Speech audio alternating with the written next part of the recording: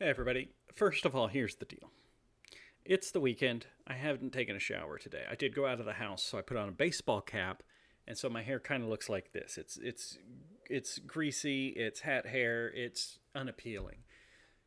So if you want to hear my review of this movie, you're just going to have to get over that and we'll get through it together, okay? Cuz today we're talking about number 126 in the Criterion collection, Ordet, by Carl T.H. Dreyer from Denmark from 1955.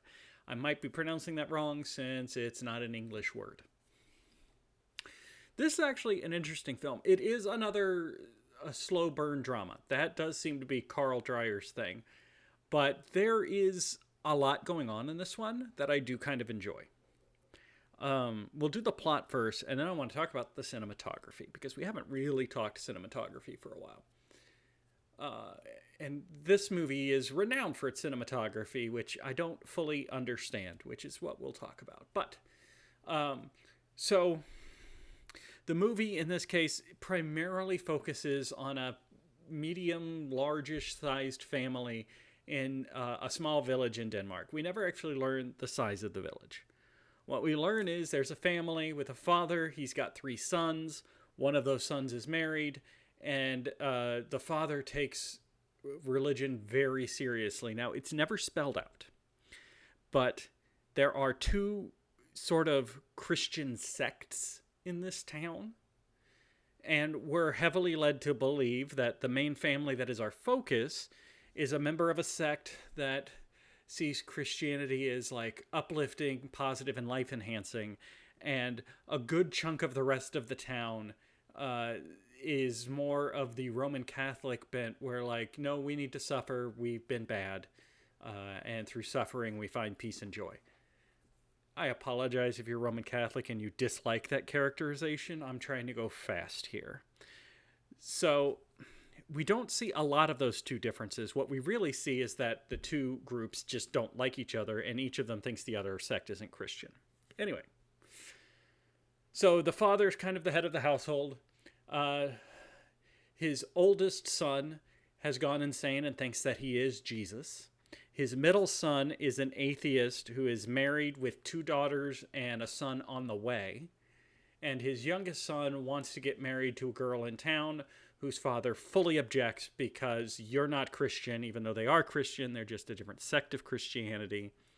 And so that's kind of the story that we're dealing with. We're dealing with those three stories kind of interweaving, which is why I said a lot going on, right? A slow burn can feel tedious. This feels less tedious because there are multiple strands that we are jumping between. Also, there's Zoe. Hi, Zoe. So, yeah, I like it. It is labeled as a supernatural thriller drama. There is a supernatural element at the very end of the film. I'm not going to talk about it. I feel like one moment in a 2-hour film does not warrant supernatural label, but that's just me. What I do want to talk about is the cinematography, because I had this thought while I was watching it that the cinematography it's solid but boring, was my thought. And I felt very strongly about it. And the more I watched it, the stronger I felt about my opinion. And then I went and, like I normally do, I read up online about the movie after I watched it to find out that it is critically praised for its cinematography. Weird, but again, art is subjective. Different people like different things. So what is cinematography? Cinematography is one of the 5 elements of film. And I've talked about the 5 elements before. We'll probably talk about them again. But cinematography is about the look of the film. Primarily, when you're thinking about cinematography, you are focused almost entirely on the camera. What the camera sees, how the camera moves, how far away from the actors the camera is, that sort of thing. Cinematography is camera work. Now, you're seeing my face right now pretty close to the camera. This is a close-up. That's what that's called. And since I guess we'll kind of demonstrate here. I don't know how well you'll be able to hear me away from the mic. But right about here is a medium shot. The idea is you see me from like the legs up. I can't adjust the camera to give it a good, because my head's out of frame. This camera is not set up for this. But a medium shot is generally going to be above the knees, top of the head. That's what you see. And then a long shot is, of course, you seeing the full person's body. All right, those are kind of the three main distances that you're working with. This movie is entirely medium shots. This movie is shot as if they were shooting a play. Now, it's... What do I mean by that? Excuse me one second. Let me get an assistant over here. Penny, do you want to come help?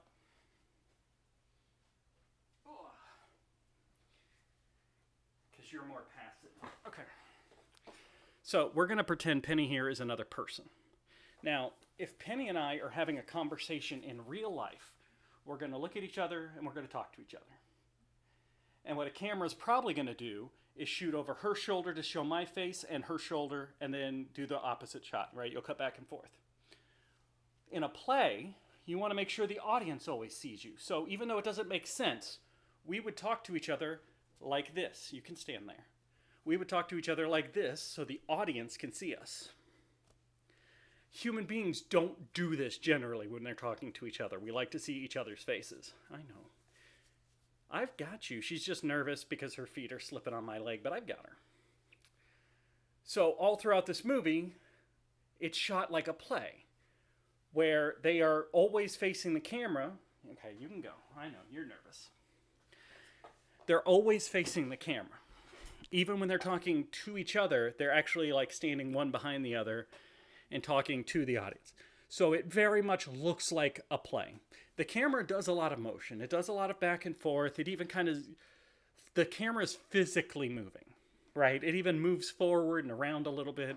So it's in motion, which is good. Where the camera's in motion does make a film more interesting. But it still is always medium shots.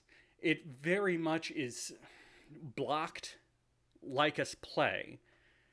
And we're just going to kind of move the camera around more than we could in a play.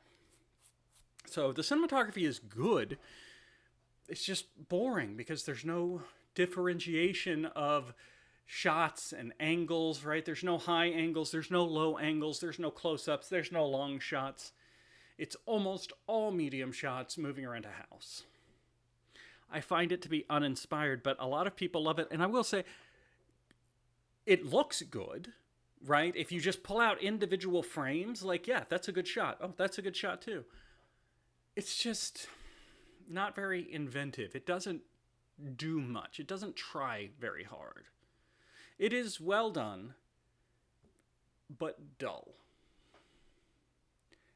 So that's just a brief talk about cinematography in this film, because it stood out to me, and then it turns out it really stands out to everybody who sees it, but differently than I do. Again, art is subjective. If you watch this movie and you're like, this is groundbreaking cinematography that changed how I see films, cool. I am super happy for you. I feel a little differently. Doesn't mean either one of us are wrong. Anyway, that's what I've got for Ordet. The next one is going to be our last Carl T.H. Dreyer film for a bit, although the film after that is a film about him. So next time, we talk about Gertrude, directed by Carl T.H. Dreyer from Denmark from 1964.